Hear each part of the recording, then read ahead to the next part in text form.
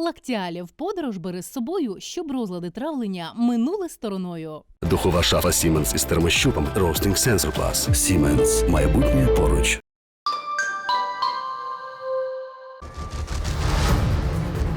Наша экспедиция по эквадорской Амазонии продолжается. Мы отправились к одному из самых опасных племен в мире – Ваарани.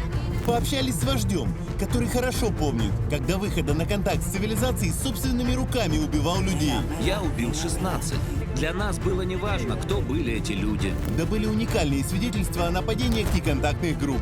Мужа проткнули копьем и держали. Повсюду была кровь. И были шокированы тем, как жестоко современные Ваарани до сих пор убивают по законам кровной мести. На поиски неконтактных отправилось 13 человек, а убили они около 60 мужчин, женщин, детей. Мы узнали, что большинство Ваарани уже вовсю пользуются благами цивилизации. Но несмотря на это, ходят за продуктами не в магазин, а в джунгли. Дикие джунгли, экстрим, приключения. Ну, это обычная прогулка на огород для местных жителей. Сегодня мы прикоснемся к величайшей тайне индейцев – загадке смертоносных ядов курары и барбаско. Яд кипит, убегает, тушите. Этот коварный индийский яд может отправить человека на тот свет. А быстро убивает, кстати. За 2-3 минуты. Страшно. Раскроем секрет действия отравленных стрел, которые веками держали в страхе европейцев. Теплая кровь растворит сухой яд, и он начнет постепенно действовать. И даже испытаем яд на себе. Яд готов. Попробуй. Друзья, один из самых опасных ядов на планете.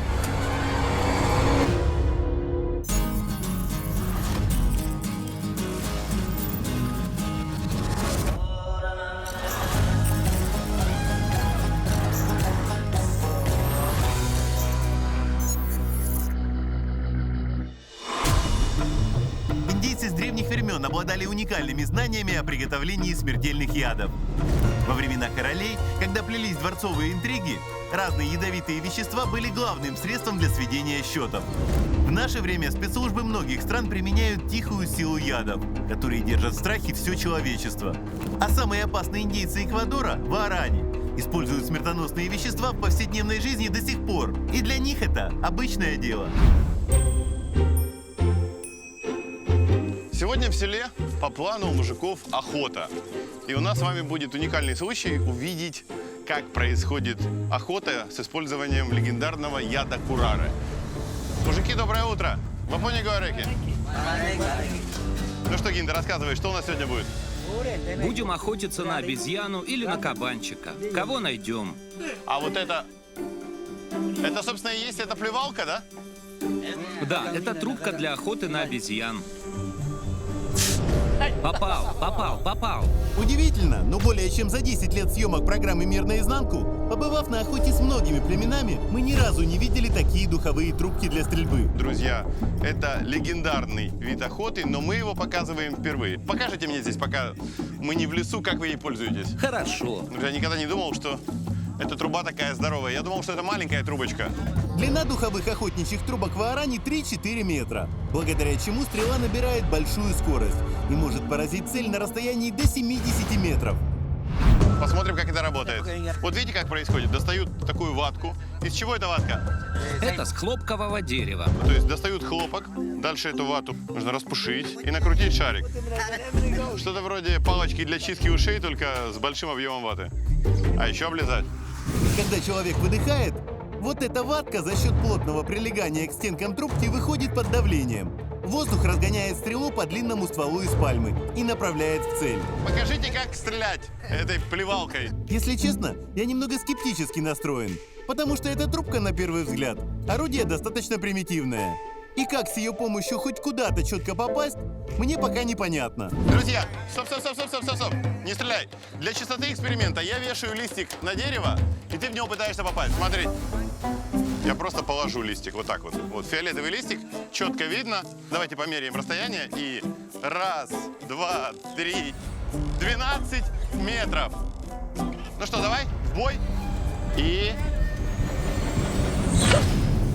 Ох, попал! Саня, побежи. Смотрите. Вот, прошла. И вот воткнулась в дерево. Ничего себе меткий. Похоже, я недооценил оружие Ваарани. Слушай, жених, ты Ты крут. Я не женат. Почему ты не привез мне свою сестру? Невесты, будьте осторожны с этим парнем. Он опасен. Гинто, покажите вы мастер-класс.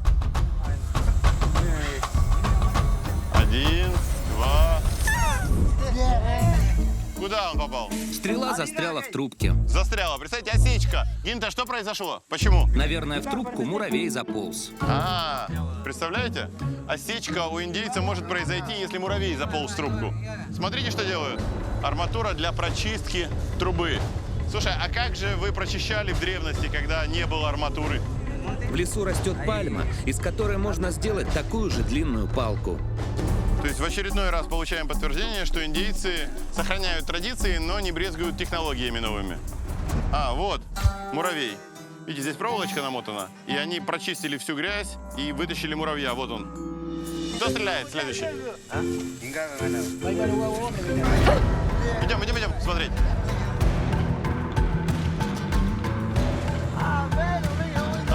Вот. Слушайте, они не шутят. Я не могу упустить возможность потренироваться в стрельбе из такого необычного индейского оружия. Ребята, какая трубка будет для меня самой такой удобной? Возьми мою. Я вам просто хочу объяснить. Я не охотник, я животных не убиваю, но ваши традиции я уважаю. Поэтому я просто потренируюсь здесь, а в лесу я буду за вами наблюдать, но стрелять не буду. Помогите зарядить.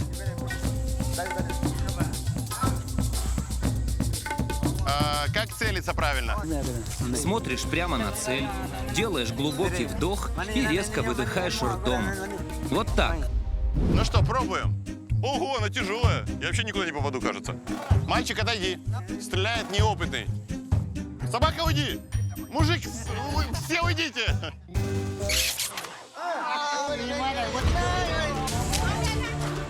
Слушайте, я просто смотрел в направлении листика и направлял трубку в эту сторону. Близко, где-то 10 сантиметров от цели. Как видите, с первого раза я почти попал.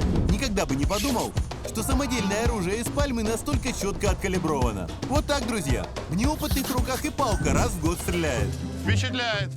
Нормально, да, пацаны? Ты был бы хорошим охотником. Вот вам и примитивное оружие индейцев. Эти духовые трубки бесшумные и невероятно точные. А поскольку в боевых, нетренировочных условиях стрелы еще и пропитаны ядом, такое оружие становится смертельно опасным.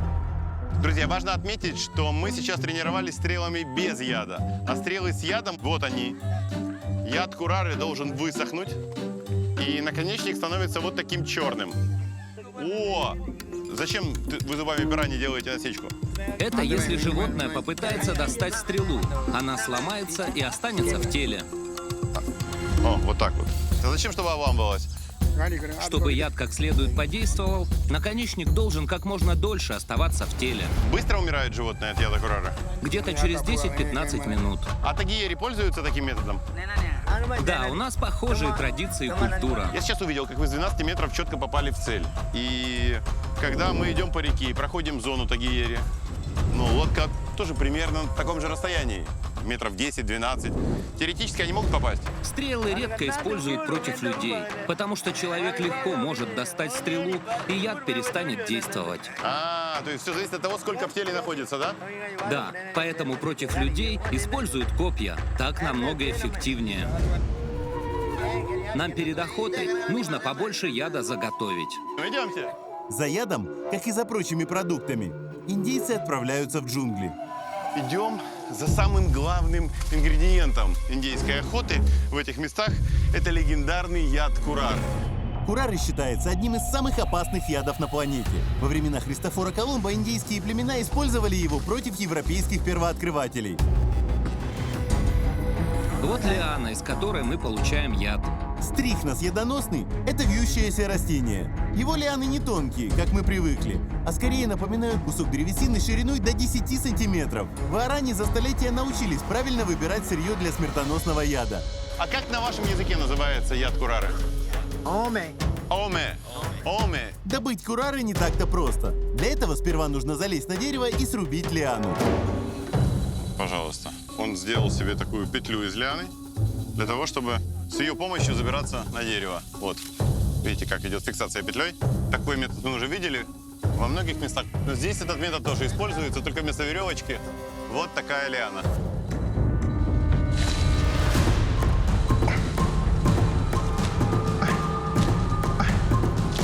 Реально просто поражает, как ловко и умело они забираются на эти деревья.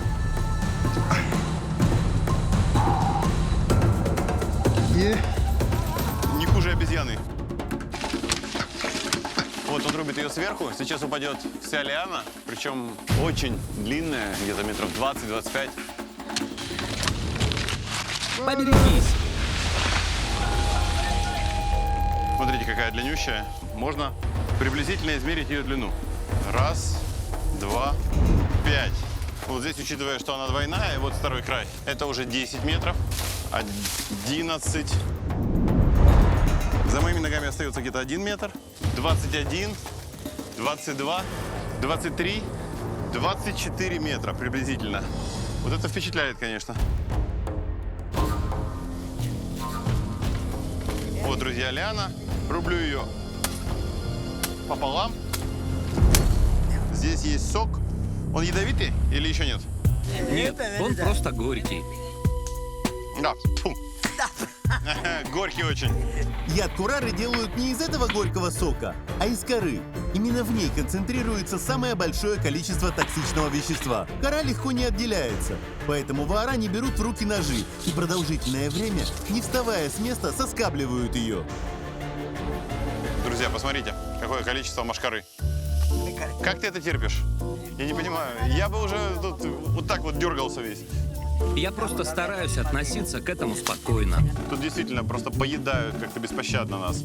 Это наш запах пота их привлекает. Теперь кору нужно завернуть в листья. Все готово. Пора возвращаться. Почему целуем дерево? Если целовать и прикасаться к этому дереву, кожа на лице улучшится. После всех укусов не повредит. Вот такие они, друзья, индийские традиции. По возвращении в поселение индейцы приступают к приготовлению смертельного яда. Сначала берут речную воду и понемногу заливают ее в измельченную кору. А почему вы просто не нальете воду, а делаете это ртом?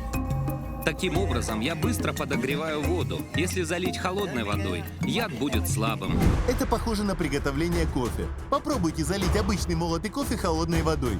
И увидите, как долго он будет приобретать оттенок и набирать концентрацию. С ядом также. Теплая вода гораздо быстрее растворяет и вымывает необходимые токсичные вещества из жмыха лианы. Что дальше? Нужно подождать пару часов, пока вся вода стечет. И вот по капельке появляется тот самый курара, один из самых опасных растительных ядов на Земле.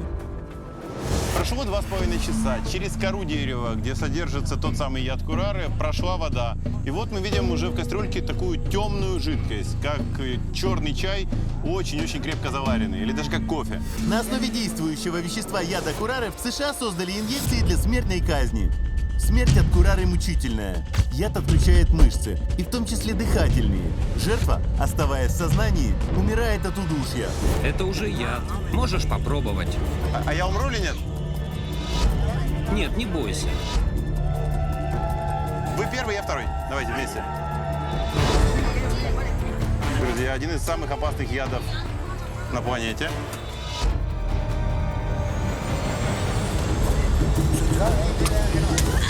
Какая гадость! Ну как тебе? Отвратительно, просто такая горечь. Ну, на самом деле, друзья, если почитать литературу или даже почитать в интернете, то вы узнаете, что яд курары, он опасен, если он попадает в кровь. Попадая в желудок, смешиваясь со слюной, с желудочным соком, он становится уже не смертельным. Поэтому я так смело пошел на этот эксперимент. Теперь по их традициям нужно смешать свежий сок курары, назовем его так, со старым, которому уже где-то 2 недели. Вот они его уже разогрели. Кипит. Яд кипит. Яд кипит, убегает. Тушите. Смешивая двухнедельный яд с новой порцией, вааране делают отраву сильнее. Сколько нужно варить курары? 5-10 минут.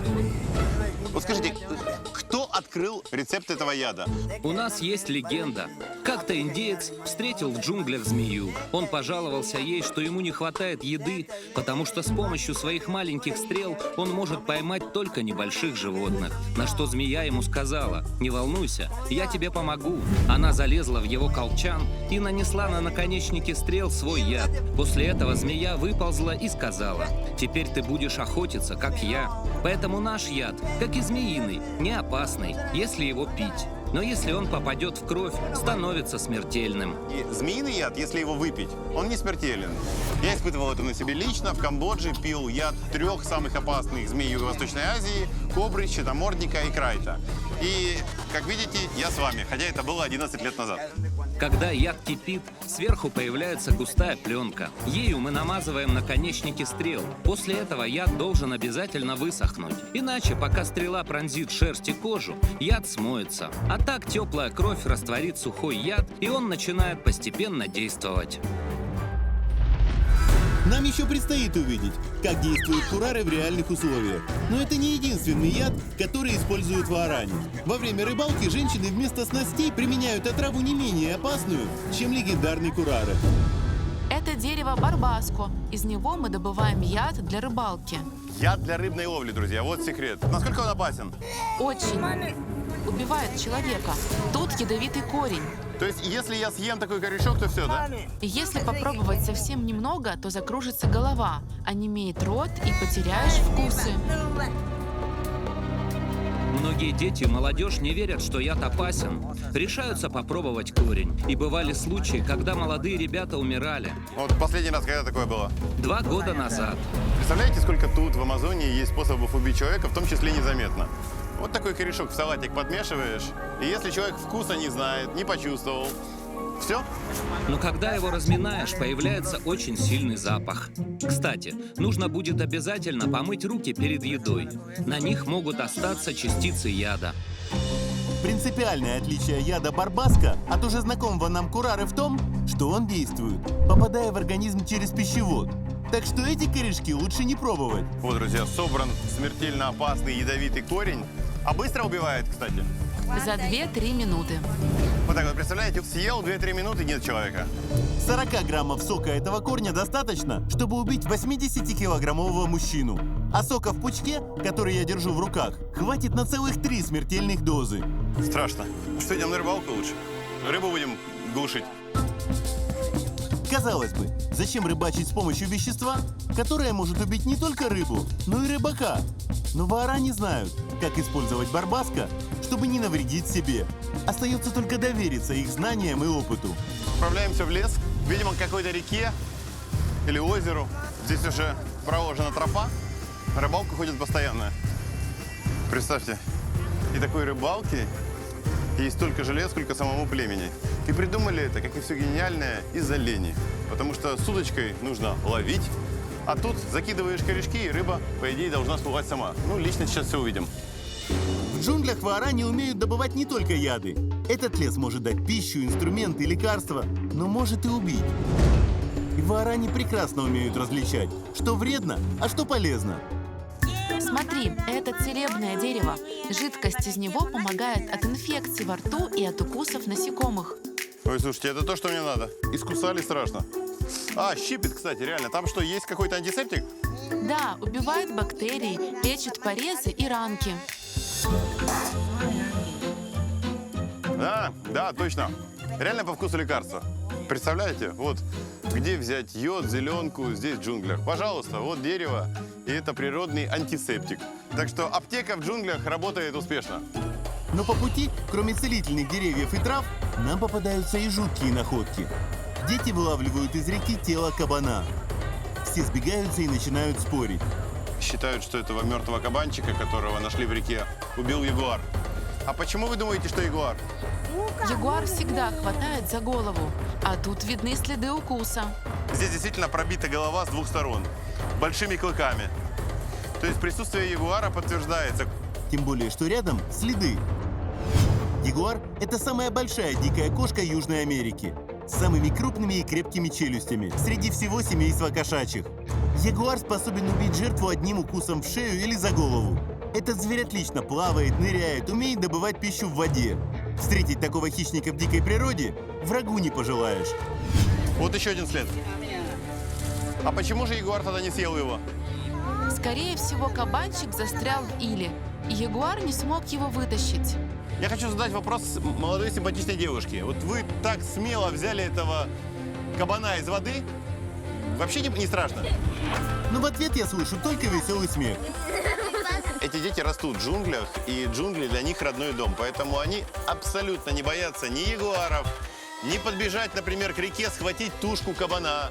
Многие наши дети не приблизились бы даже к телу мертвого животного. А эта девчонка подбежала, схватила и достала. То есть это дети джунглей. Ягуар для ваарани – особенное животное. Индейцы верят, что их племя произошло от ягуара и гарпии – хищной птицы, которая обитает в лесах Амазонии.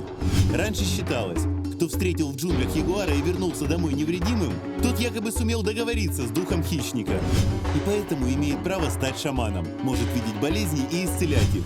Вообще, в принципе, индейцы разных стран считают ягуара символом силы и могущества.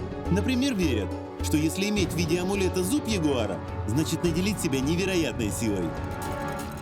По следам ягуара мы идем дальше в сторону необычной амазонской рыбалки. День из жизни индейца ваарани выглядит для нас жутко. Опасные яды, дикие хищники, которые ходят теми же тропами, что и дети на рыбалку. Друзья, посмотрите, какое дерево. Какие масштабы. Фантастика.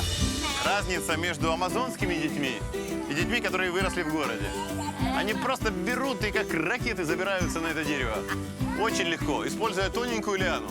Не боятся абсолютно. Очень сильные и проворные. Скажите, как это дерево называется? Сейба. Вам 80 лет. Вы когда маленькая были, вы видели это дерево? Да, оно такого же размера тогда и было.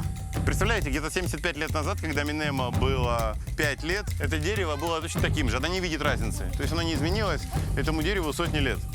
Какой богатый здесь все-таки растительный мир, какая богатая природа, это фантастика. А еще, если ты ушел в джунгли и до темноты не успел вернуться, под деревом лучше всего оставаться на ночлег. Ты укрыт, и хищникам к тебе сложнее подобраться. Вот у тебя стена надежная, даже не стена, а треугольник. Остается выставить барьер только здесь. Еще можно разжечь костер, и все, ты под защитой. Как видите, ваарани не бездумно идут в джунгли навстречу всем опасностям. Они знают, как укрыться от хищников и где найти пищу или раздобыть лекарства в случае необходимости. Мне Ваня подсказала дикий амазонский чеснок. Вот он, действительно пахнет чесноком один в один. И говорят, можно лечиться. Как вы используете? Если что-то болит, прикладываешь, и боль проходит. А, вот, вы приложили себе, кстати, даже такой же лист. Еще мы завариваем из него чай. Он помогает от всех болезней. Это лучшее лекарство. Наш путь на рыбалку продолжается.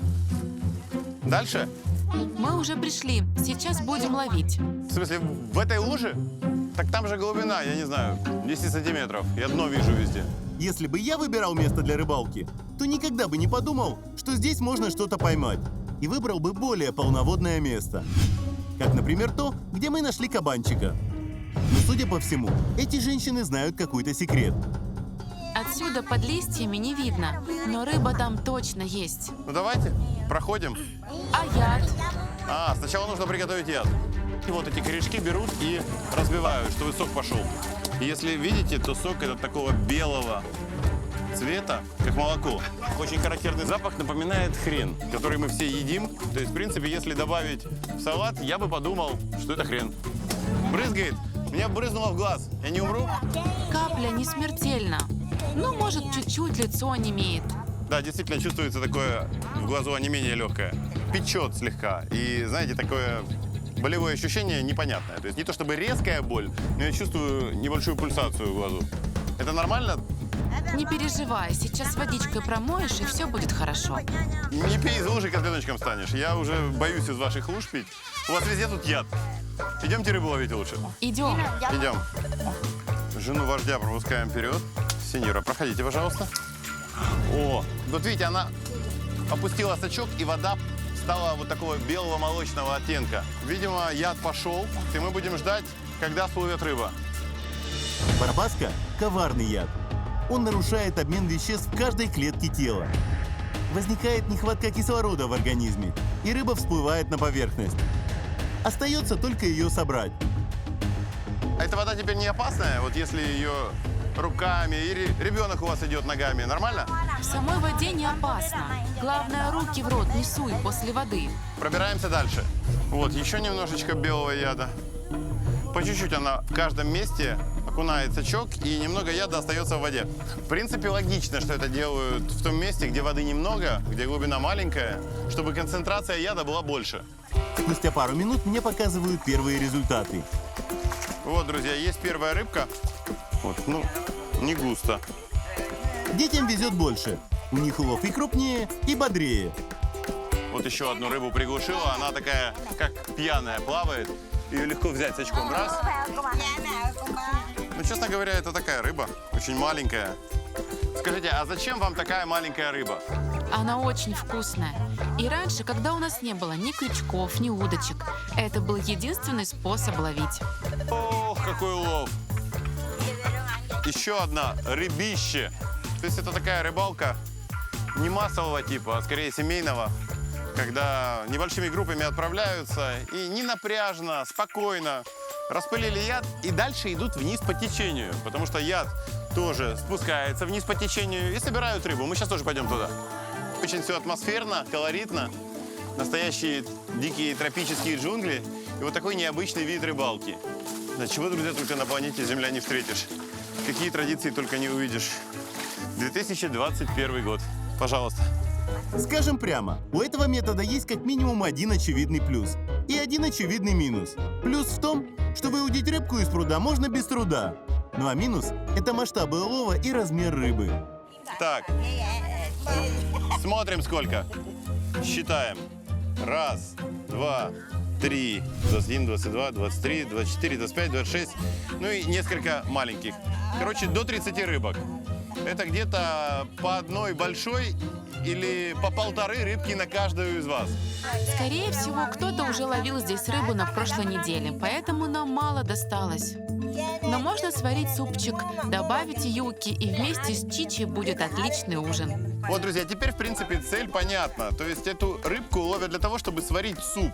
Своего рода такую амазонскую уху. Пока мужики на охоте, женщины идут и, особенно не напрягаясь, не нужно делать тяжелую работу, наловил вот таким нехитрым способом рыбки, используя яд и дары джунглей. Пойдем быстрее, пока рыба не испортилась от жары и не пропиталась ядом. А, то есть ее нужно быстро промыть. Конечно же, нужно соблюдать меры предосторожности. Но в целом есть такую рыбу безопасно. Доза яда смертельная для рыбы. Человеку не навредит. А я, кажется, поймал еще одну большую рыбу. Вы знаете, где она?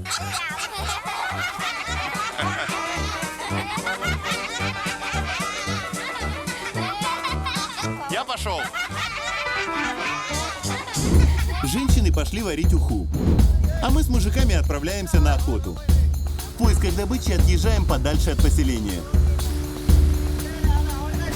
Вон, смотри. А что вы показываете? Что вы смотрите? Высматриваем добычу.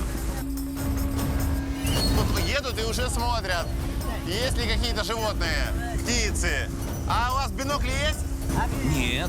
У меня есть, смотрите, будет удобней. Отличный девайс для охоты. Смотрите, вот такими движениями индивидуально подстраиваете под себя, а вот это резкость.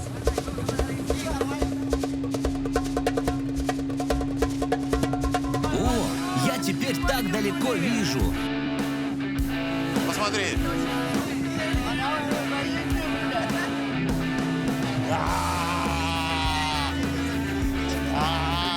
Туда смотри.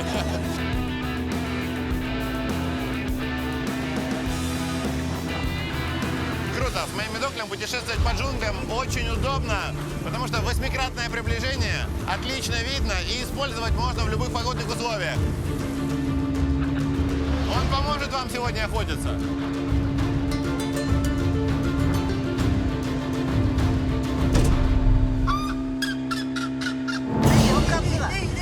Все закричали, засуетились, увидели обезьяну. Лодочник разворачивается. Посмотри, как побежал. Скользко. Он уже там, в глубине джунглей. Все, я его уже потерял. паукообразная какая-то обезьяна, говорят. В джунглях Эквадора обитает 19 разных видов обезьян. Но варани в основном охотятся на так называемых паукообразных обезьян, потому что они самые крупные. Их вес может достигать 10 килограммов. Вообще охота такая, видите, в режиме десантном. Выскочили все, побежали в лес очень быстро. И начинают массово преследовать добычу.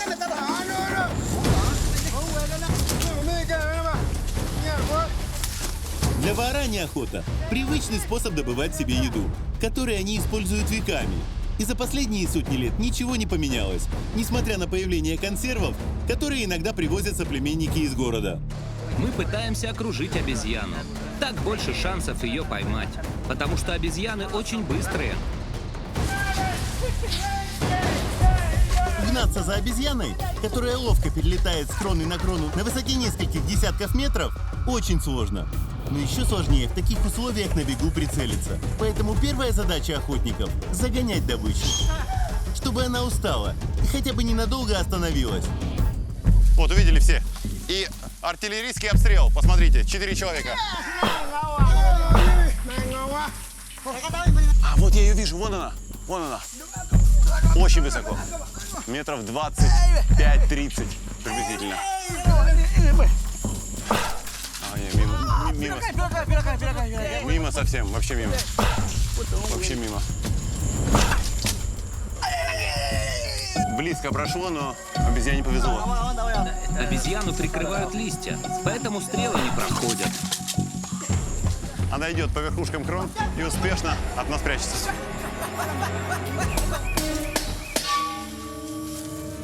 Если честно, друзья, я за обезьяну. Я за то, чтобы она сбежала. То есть у нас две команды. Варани против обезьяны, я за обезьяну. Она туда побежала.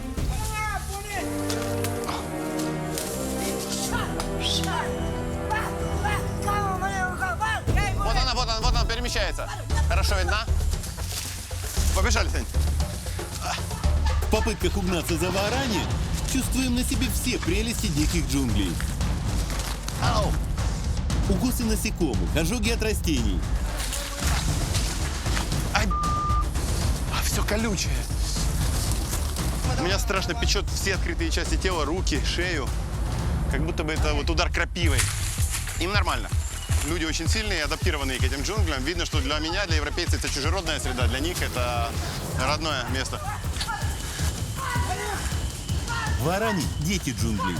Их не зря считают одними из лучших охотников среди индейцев Эквадора. Очень быстрые, очень юркие, шикарное зрение, слух. Это люди леса. Они как обитатели этого леса, они чувствуют каждое живое существо. Они могут по дыханию определить, где кто-то находится. По малейшему звуку, шороху. Она туда побежала.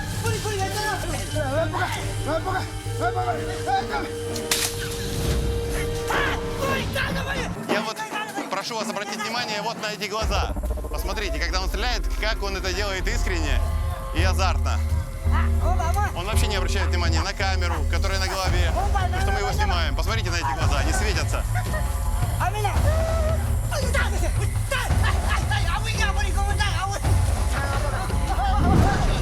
Уже 2 часа мы с индейцами пытаемся догнать обезьяну. Охотники измотаны, но и обезьяна выдохлась. Она ненадолго замирает, чтобы перевести дыхание. Она здесь, на ветке. Она уже устала. Ей тяжело убегать от нас.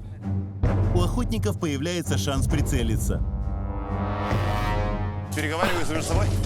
Видят все обезьяны, все сразу на точек стреляют. Попал? Попал? Он попал. Попал! Говорит, попал. Теперь ждут, когда она потеряет сознание, упадет. То ли яд слабоват, то ли обезьяна слишком крепкая, но после прямого попадания стрелы она продолжает убегать по кронам деревьев. Вон она живая. Давай, обезьянка, я за тебя болею. Беги! Беги! Но варани не сдаются и продолжают преследовать жертву.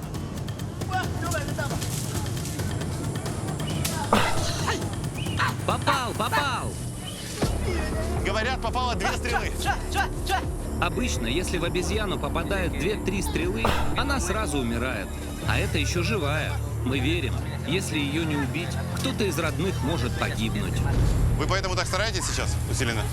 Да. То есть вы ее живой не отпустите? Нет, она живой не уйдет. С этого момента охотниками движет уже не азарт, а страх.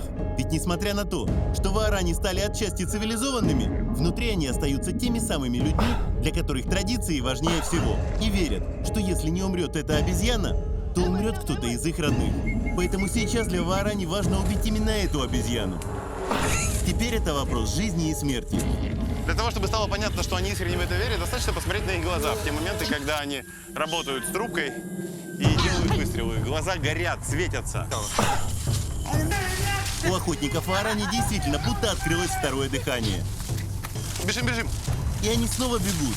Несмотря на, казалось бы, призрачные шансы попасть в животное на высоте 30-40 метров сквозь густые кроны. Посмотрите, в очередной раз очень хорошо видно обезьяну. Она сидит на ветке, но высота метров 30. Ваарани начинают обстреливать обезьяну со всех сторон, в надежде, что чей-то выстрел сработает. И одна из стрел все-таки становится для обезьяны роковой. Вот сейчас точно попали, точно. Есть, мы видели. Похоже, ее парализовало. Яд начинает действовать. Постепенно он блокирует работу всех мышц. Животное не может ни двигаться, ни дышать. Теперь племя просто ждет, когда добыча упадет. Отойдите, сейчас будет падать. Осторожно. Падает. Вот, упала, друзья. Упала. Совсем маленькая. Оказалось, что обезьяна зацепилась за ветку, а упал ее детеныш, с которым она все это время убегала от охотников. Малыш цел. С ним все будет хорошо. Скорее всего, это мама этого малыша. Она вот уже обездвижена полностью. Вот, в ней уже несколько стрел. Вы заберете ее в племя, да? Да, мы детенышей не убиваем, а забираем себе как домашних питомцев. Теперь понятно, как в племени появляются обезьяны. Если убивают маму, то малыша забирают, и он становится домашним. Нужно лезть на дерево, чтобы снять обезьяну. Вот, друзья, он сбрасывает ее. Она мертва, к сожалению. Я очень надеялся, что в этой охоте победит не человек, но... Вот, друзья, жестоко очень. Что вы делаете? Это ритуал на удачу в следующей охоте, чтобы обезьяна так быстро не убегала. Скажите, пожалуйста, вам не жалко, что ребенок остался без мамы? Малыш один день пострадает, а потом будет себе спокойно жить в нашем доме. А зачем вы положили обезьяну к маме? Сейчас малышу так будет спокойней. У меня просто мороз по коже от того, что я слышу. Малышка прижалась к мертвой маме. Очень сильно бьется сердце у детеныша. Он, естественно, ничего не понимает, но... Тяжело что-то в такой ситуации говорить. В голове не укладывается, что в 21 веке люди продолжают жить по древним законам джунглей. Лично мне не просто комментировать происходящее и наблюдать за процессом. Это больно. А для индейцев убить обезьяну и забрать с собой ее детеныша – повседневная реальность. Просто так они жили всегда и продолжают жить дальше. Но вот присмотритесь к лицам. Для этих ребят это настоящий праздник. После того, как обезьяна убита, охотники радуются. По их верованиям, родные теперь в безопасности. Важно понимать, что это часть культуры этих людей, которые живут здесь, в этих лесах Эквадора в данном случае. И в их жизни так было всегда. Я понимаю, что индейцы ваарани, которые еще совсем недавно были неконтактными, продолжают жить традициями и культурой своих предков. И что обезьяну они убили не для развлечения, а для еды. Но для большинства из нас с вами, людей из другого мира, смотреть на такое сложно. Да, при этом большинство из нас ест курятину и свинину. Но мы не видим того, что сейчас продемонстрировали индейцы. Вот, все вернулись домой с добычей. Женщины, которые до этого времени уже съели рыбный суп, очень обрадовались добыче. А малыша сразу берут в оборот дети. У них появился новый любимец, с которым теперь можно играть. Вот, друзья, видите, сразу собирается очень много людей. Все приходят посмотреть. Люди абсолютно нормально относятся, судя по реакции. Это норма жизни здесь. Мне хочется развернуться спиной, потому что от таких кадров просто мороз по коже. Но эти люди воспринимают все иначе. Для них приготовить обезьяну, как для нас курицу.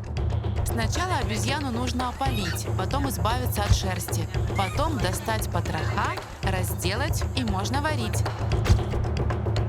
А некоторые охотники так проголодались, что даже не стали дожидаться, пока обезьяна сварится. Ты что, сырую обезьяну ешь, что ли? Это очень вкусно. Попробуй. Я подожду, довариться. Сказать вам честно, друзья, я просто в таком шоке сегодня, что я уже ничему не удивляюсь. Вот все, что мы за сегодня увидели, это для европейца такой набор эмоций, который еще год в голове перевариваться будет. Друзья, мы вернулись с охоты, обезьяна готовится, и тут возвращается еще мужчина, он тоже ходил на охоту, тоже с обезьяной и с птицей. Это тот факт, который подтверждает, что здесь обезьяна – это просто еда. Обычно жители приносят с охоты 1-2 обезьяны. Все зависит от того, сколько нужно для семьи. Вот молодой человек принес. Это вы поймали сегодня, да? Да, То есть здесь уже выстраивается очередь на то, чтобы готовить обезьяну. Вот одна уже лежит. Вот. Обезьяна сварена. Начинается обычный ужин в племени Ваарани. Мясо обезьяны выглядит уже не так страшно. Хотя вот если внимательно присмотреться, вот можно увидеть лапку. Картошечка, мясо. Какой кусочек брать? возьми вот этот. Ножка. А это что? Блин. Ну что, начинаем. Что вам сказать, друзья? Вот это, если закрыть глаза и не думать о том, что это обезьяна, не вспоминать охоту, это телятина. Достаточно такое мягкое мясо. Причем приготовлено, похоже, без приправ. Вы приправы добавляли какие-то? Соль, перец? Немного соли и все. Удивительно. Сань, дай на секунду камеру. Я хочу проверить свои вкусовые ощущения. Возьми, попробуй. Ну что, По консистенции и по вкусу мне больше напоминает утку. нравится? Да, особенно когда ничего не ел. Целый день был на охоте. В общем, друзья, если бы я не знал, что это обезьяна, я бы с удовольствием съел. Как говорится, пальчики оближешь. Но коронное блюдо вечера совсем не обезьяна. Мы уже рассказывали вам, что чича – это и блюдо, и напиток. Так вот, сейчас его подают как напиток. То есть всю ту юбку, которую мы вчера переживали, смешав со своей слюной и выплюнули в кастрюлю, теперь немытыми руками достают и разбавляют водой. И по традиции пьют все это из одной чаши. Но после того, что я уже видел, это пугает меньше всего. Пугает содержимое чаши. Пей понемножку, не спеша, чтобы насладиться вкусом чичи. Зная, как делается этот напиток, слюнки не текут. Точнее, они уже текли вчера, прямо в это блюдо. Но по традициям и нашей программы, и племени Ваарани, я должен попробовать чичу. Обратного пути нет. Пей, пей, пей, говорят. Я не то что могу, я должен.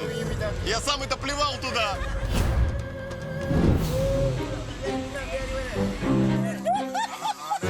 Я не знаю, оно не так противно, но я вспоминаю, как она плевала туда. Тьфу! И у меня уже обратно просится.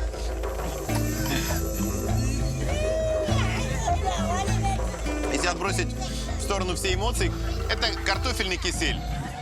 Спасибо, я попробовал. Передаю вам, пейте. Я сделал 3 глотка, а он просто все проглотил. Там особенный вкус.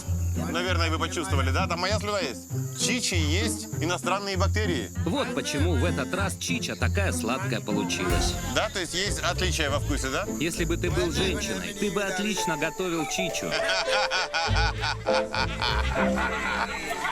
Скажу вам откровенно, морально решиться сделать вот эти 3 микроглотка мне было гораздо сложнее, чем съесть живого червя, чем съесть живого опарыша, чем съесть мясо крысы. Вот реально очень неприятно. Вот так, друзья, мы с вами постепенно познаем изнанку одного из самых уникальных, интересных, самобытных племен Южной Америки и всей планеты. Спасибо на вашем языке. Как? Вапони? Вапони! Вапони! Вапони! Дякую! Дякую! Дякую! Вы супер! Спасибо вам большое всем. До встречи. Смотрите в следующей программе. Заключительный и самый важный этап экспедиции к Вааране. Начинается наша спецоперация. Мы проведем беспрецедентное расследование. Такую отмель в свое время нашли миссионеры и приземлили свой самолет. Узнаем, почему в Вааране убили первооткрывателей, Он наносил удары копьем очень быстро и точно. которые пришли налаживать мирный контакт с индейцами. Самолет был безжалостно пронизан копьями, а миссионеры убиты. Мы получим шокирующие признания убийцы. Мы выбежали из кустов и атаковали. Я не знаю, кем был этот человек. Я просто заколол его, и все. И поймем, почему для неконтактных индейцев отнять жизнь – обыденное дело. Ваш папа убил вашего папу. Да, вместе с ним заживо похоронили мою сестру. И услышим откровения, которые полностью изменили мое отношение к индейцам. Я по сей день прошу прощения у Бога. Это конец существования настоящих Вааране.